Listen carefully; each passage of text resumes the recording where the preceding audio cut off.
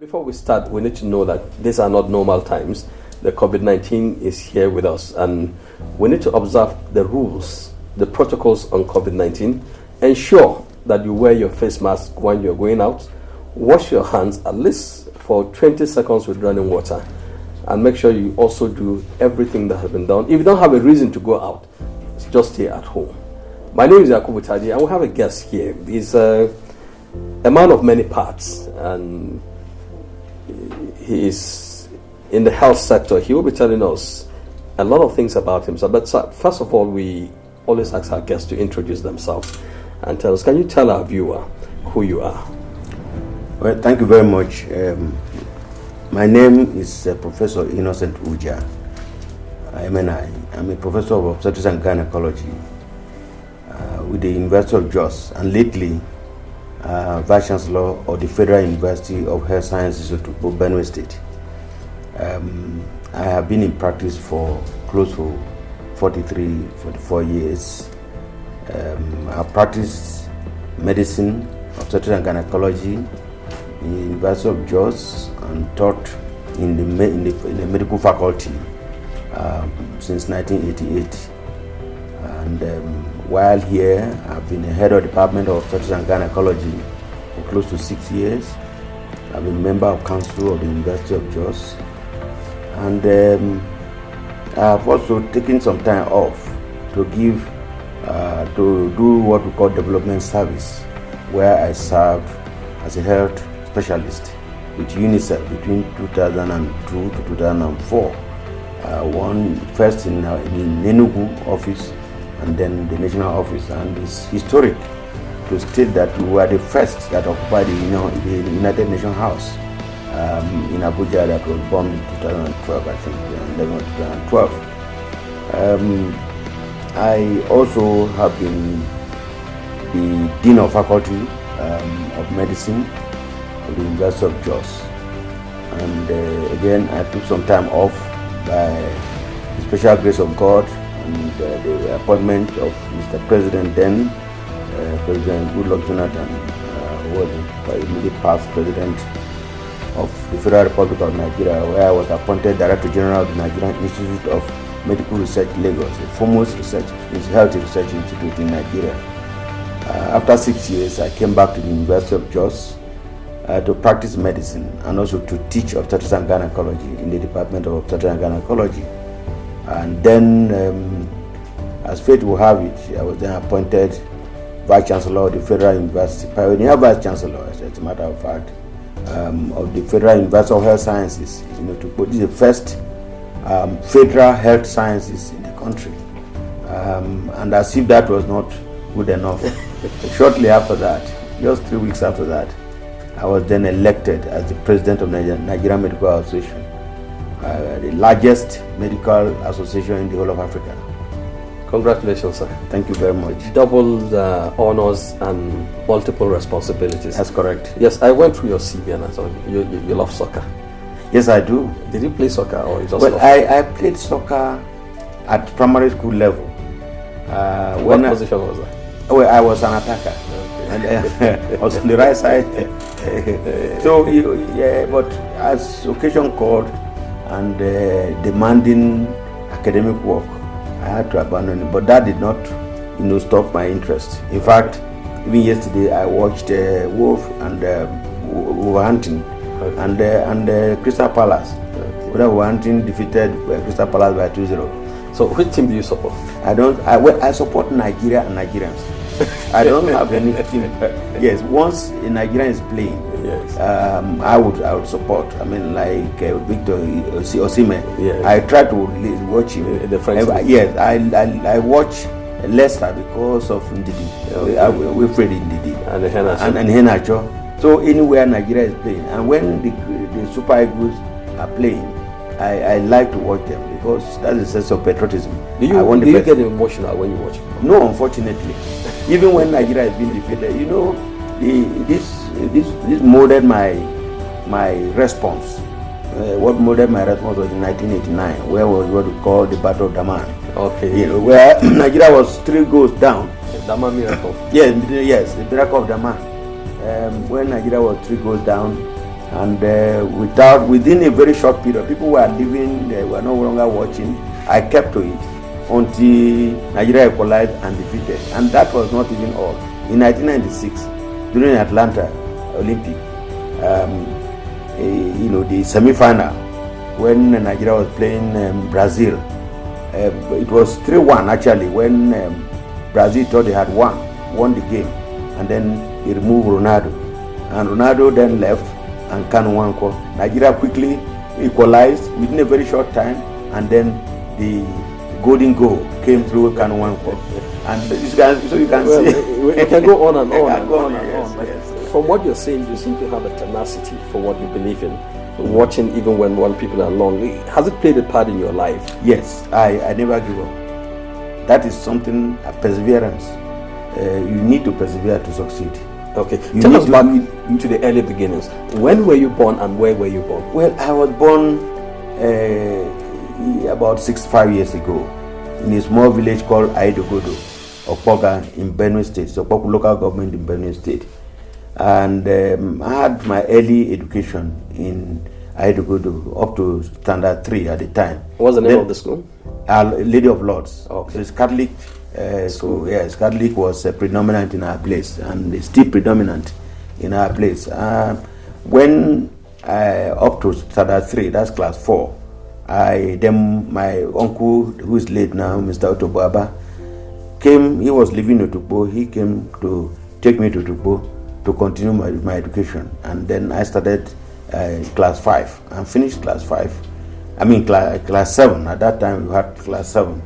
After that, I through an entrance examination, and most say the best was usually the ones that were selected. So I was selected to go to Kasanala, Government Secondary School Kasanala, where I finished very well with Division 1, expectedly. And then from there, I was selected to do my HSC in Kefi. Kefi, you know, we used to have a principal called Patience. He said, "Be proud of Kefi." So anybody who went to Kefi, you have to be proud of Kefi. Are you still proud of Kefi? I'm proud of Kefi, even though the structure is no longer as it used to be. But you have to continue to hope for. But what should people be proud of Kefi? Kefi 1 was a nation, even though situated, it was a plateau. I mean, it was a northern government institution. It admitted everybody from everywhere in this country, and it was a conglomerate of Nigerians, and we learned a lot from each other. You know, whether Yorubas, I think largely Yorubas, because you had Yoruba in Kogi now, yes, and Kwara State, and then from the far north, and then the Middle Belt. So with a conglomerate of Nigerians in that place, like people like Emmanuel Abisue was from there. The late Yaradua, president, was a product of Kefi. It could be called a Pan-Nigerian. Yes, very easily too. Okay. Very easily. Okay. So how did you get into medicine? Was it something that, you know, in times past, parents would say, "This is what we want our son to be." Was it the guidance of your parents, or you just chose to? You know, I am laughing. My father did not know where any secondary institution is, not to talk about it. My father was not educated, right? But he was not literate, but was educated. But he did not influence anything of mine. You know, what happened was that when, in the early days of our life, in fact, even in class 7, we were made to write an essay on what we want to be. and I said I wanted to be a doctor. And this was influenced largely because when I was very small, a woman, one of my aunts, was in labor, and for days was in labor at the back of the yard of the house, and it took many days before she probably was delivered. But one, since then she had VVF, what we call vesicovaginal fistula, and I felt very sad that a woman who wants to give life is having that agony. So I wrote that. In fact, that influenced my becoming a gynecologist, because I didn't think that any woman should suffer giving life. But nobody influenced my thoughts about medicine. I was, in fact, you will be surprised that during our HSC, I chose to read medicine in ABU in Ibadan. At that time, there was no JAM. So if you are good, you are good. You don't need to go to anywhere to seek for admission. And then I chose accounting in the University of Lagos. Because at our time, nobody would tell you are a science student. Even though you are a science student, you are allowed to do whatever. Because I did literature, in my secondary school. So I was not restricted to saying do science subjects. So I was largely, my interest in medicine had been what I had seen and what I thought I would do to contribute to society, and that influenced my decision in reading medicine. Today, by the grace of God, you are holding two strategic positions. One as a national president, Nigeria Medical Association, and the second, the pioneer vice chancellor of the Federal University of Health Sciences. And looking at the health sector in Nigeria, what is your focus on the issues on ground, given the fact that even the 2014 National Health Bill seems to be lying in the cooler, and here you are going to work for the interests of doctors and the health sector, and you're going to manage an institution that deals with health sciences? Well, by the grace of God, I want to thank God, and I want to thank Mr. President for appointing me as the pioneer vice chancellor of the first ever Federal University of Health Sciences. I'm very grateful that I'm the pioneer vice chancellor, and this is largely due to the will of God, and of course by our president. And then the president of Nigeria Medical Association, again I thank my colleagues, and particularly my colleagues on the plateau. They have been very supportive. Their commitment is total. I remain very, very grateful to them. And you see the members of my campaign team in Plateau, there was no Idoma person. All of them are from Plateau, and it's because they believe in me. They believe I can deliver, and I'm not a tribalist. And that is one thing I want to say clearly. So I don't care where you come from. Performance is my dictum, and therefore they believe in me, and they elected me. Now, to come to your question, yes, it is true, and it's through the effort of the Nigerian doctors and other healthcare professionals and the civil society organization, the National Health Act came to be. It may be gathering dust largely, but we will not allow it. We will dust it off.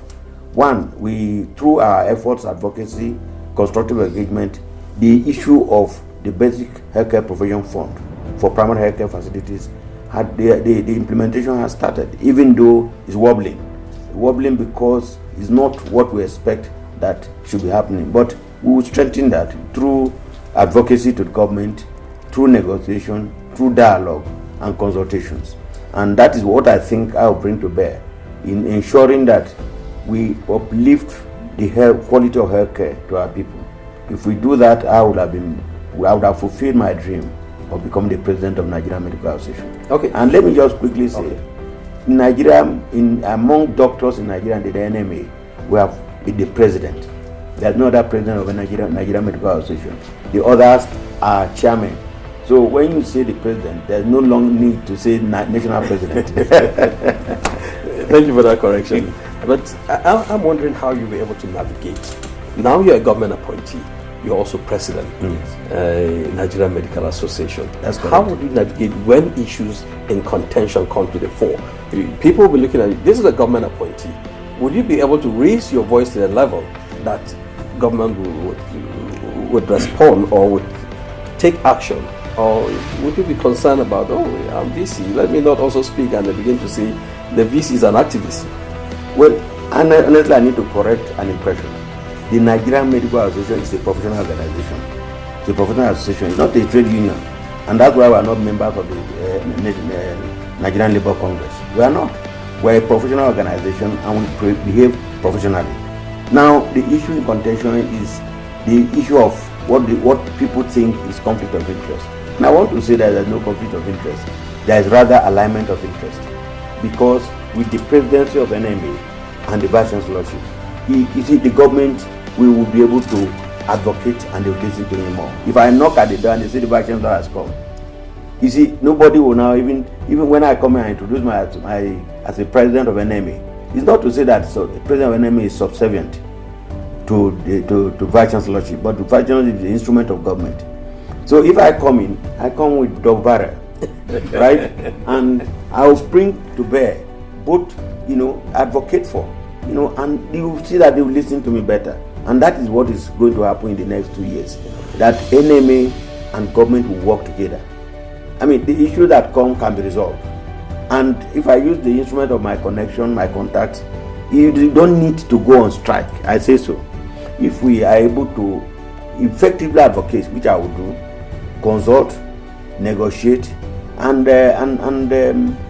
have dialogue. I mean, many of those in government, I know them. And they need to understand, because one of the problems we face is that we feel that the government understands all our problems without engaging them constructively. I will do that. I have the capacity, I have the commitment, and have a connection. Okay, well, if you look at the history of Nigeria, there are many unfulfilled signed agreements between government and different professional bodies and organized labor, but that's a matter for another day.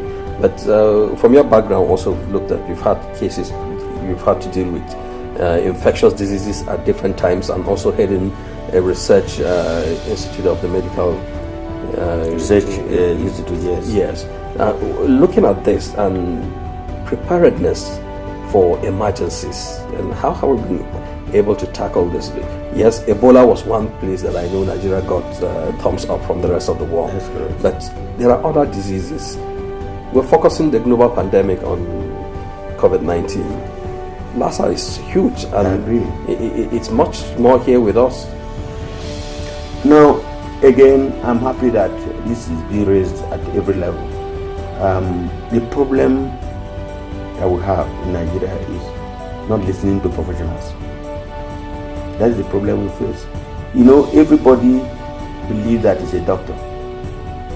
And that is the problem we face. We don't situate ourselves in our own area of competencies and knowledge. We've been crying, even when I as a DG of NIMA, I say fund research drives development anywhere in the world.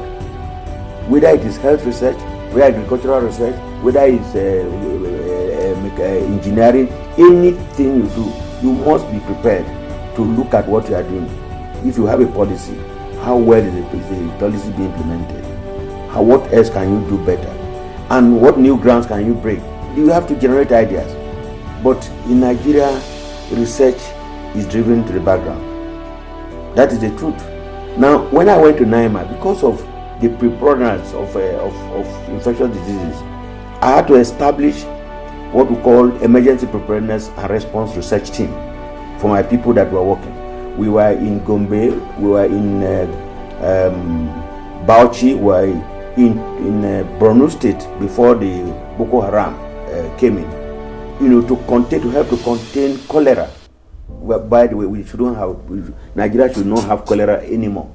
But why would we not have when there's no potable drinking water?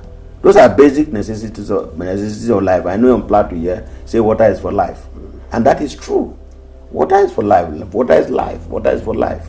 So the unfortunate aspect is that people do not listen, but we want to advocate so they can listen. Now, the truth of the matter is that COVID-19 has widened the gap, has exposed our inadequacies, has exposed our weaknesses in the health system.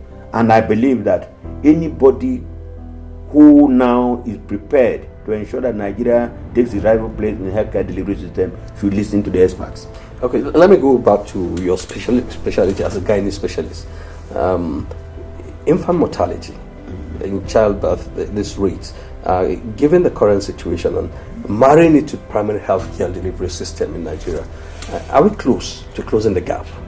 Well, the gap is being closed very gradually, and that is why we are not able to meet the Millennium Development Goals, because we have not been able to close that gap to the extent that the global body, predicted for us. We have not been able to meet, and largely because of largely due to lack of commitment. It's not necessarily due to lack of fund, but lack of commitment.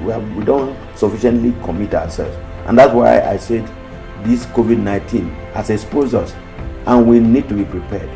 You see, the basic, what we call vaccine preventable diseases.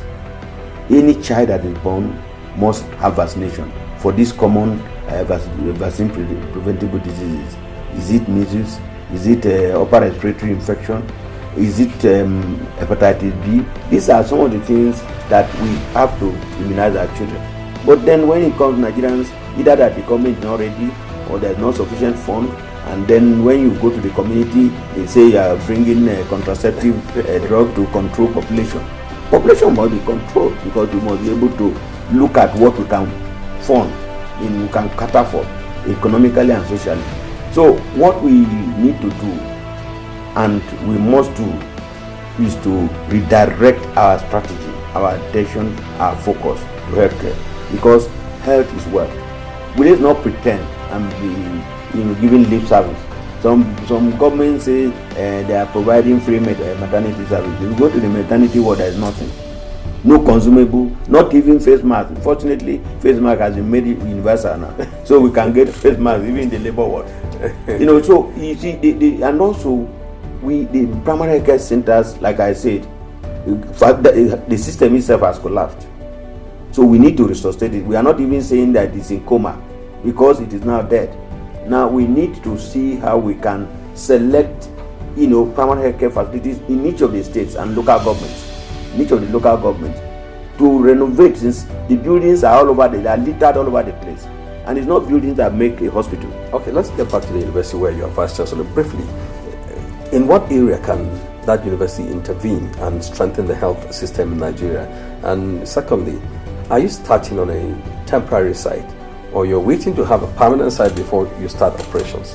Well, let me just say this. You see, the university was conceived through the College of Health Sciences as far back as 2013, and a teaching hospital was to be built in Utuko. In fact, there was presidential implementation committee where I was a member of the team, and we had started. But the truth of the matter, when the government changed, it was suspended, but it's been restored by Mr. President. Now we are grateful to him. We had a place, dedicated. First of all, we had got a land, 600 hectares of land, for both the teaching hospital and the university. That has been fully paid for, and therefore that belongs to the university. But in order to start, we're starting on a temporary site, very temporary indeed. I say very temporary because we don't want to be like University of Jos. We want to just move from where we are to the permanent site. So construction will start almost immediately. In fact, not almost, immediately, with the master plans ready. But what we did now is that a youth center was acquired by the university through the Federal Ministry of Education, and we are grateful to them. And it's being restructured such that you have multipurpose halls, you have administrative block, you have academic blocks, and hostels, and sports areas. So it's going to be like a mini campus, but it's going to be very, very short because we are prepared to move to the permanent site, and that is my mandate. Timelines. When you say timelines, when I say it's going to be very temporary, just to let you know that there must be some period of construction. It's not that we are just going to land as a there. Yes. There's going to be a period of construction, and the limiting factor is the construction, and we ensure that those who will come there to construct are credible contractors, not handbag contractors. We will not be prepared for that. Any charlatan, we will not even accept it. Okay. So we want to involve people that are credible, who have track records, who have records of excellence. Because it's not a local university. As a matter of fact, it is going to be like a university that second to none. Federal University of Health Sciences, that is second to none. Our vision is very clear. Already, we're starting with Global Institute of Health, right? Because we want to ensure that these infectious diseases we start tackling it right from the beginning. Okay. So and I want also say that it's not just for medicine or doctors. It's for doctors, nurses, pharmacists, and but they are in phases. And we also even have faculty of biomedical engineering, because many of the universities in this country we have facilities dumped all over the place, and we believe that as part in response to all this, we should have a biomedical engineering, and of course, ICT is the order of the day. Yes. So computer and informatics will be there, okay. And of course, the first to start will be medicine. So I wish you success in your endeavor, both as president NME and also as vice chancellor, Federal University of Health Sciences. But I always want to ask my guest, how did you meet your wife, and when was that? Well, it is very interesting. How did you feel? I have met my wife. It's very interesting. The interesting aspect was that her father was my teacher in primary school. And he was very fond of me. In fact, I was an unofficial monitor. And when he started, I usually frequent his house and greet him. Then one of these days we saw a beautiful girl, and that's how it is. So it came that way, and I'm very grateful that we married, happily married too. We have 4 children. 3 of them are boys, 1 girl, and the first is a consultant gynecologist, just like me, and I'm grateful to God. And the others, one is in the UK doing a master's he's an economist, doing some. Third one, he says he wants entertainment, industry. So the 4th one is just going to go to the university. So we're grateful to God, because I think God has been very kind to us. God has been very kind. I think that's where we have to end this conversation. In every situation, we have to appreciate God in our lives for whatever He has done for us. And we want to say congratulations once more for these appointments coming at the same time. We shall also track and see and bring back to Plateau people the progress you are making. Thank you very much. I owe my achievement to Plateau State, because all these things are coming as while I've been in Plateau. I think most of my life has been spent on the Plateau, and peacefully too, and I'm grateful to the university and to the people and the government of Plateau State. Thank you very much. That's our conversation with Professor Innocent Ujah, the National President, Nigeria Medical Association, and also Vice Chancellor of the newly established Federal University of Health Sciences, Otopo. And that's the much we can take on today's program. Remember, be responsible. Observe all protocols of COVID-19. Goodbye. Next week will be another interesting personality.